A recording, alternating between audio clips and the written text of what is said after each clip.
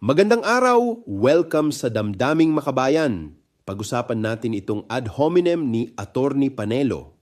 Ang sinabi ni Salvador Panelo kay Senate President Tito Soto ay hindi simpleng paalala sa hangganan ng propesyon. Ito ay mensaheng malinaw ang tama. Kapag hindi ka abogado, tumahimik ka.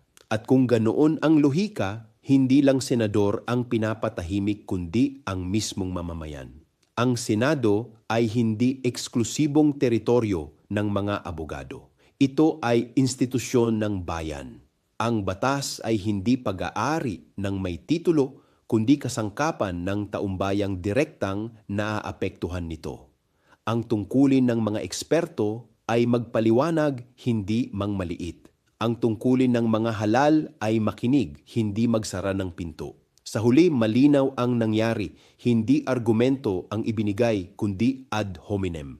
Imbes na sagutin ang punto, inatake ang tao at ang propesyon nito.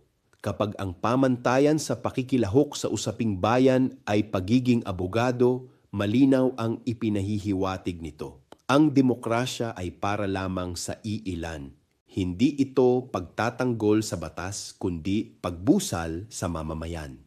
Sa isang lipunang malaya, ang kaalaman ng eksperto ay gabay sa taumbayan, hindi sandata para patahimikin sila. Ako, si Bishop Tonyo, obispong migrante sa Europa.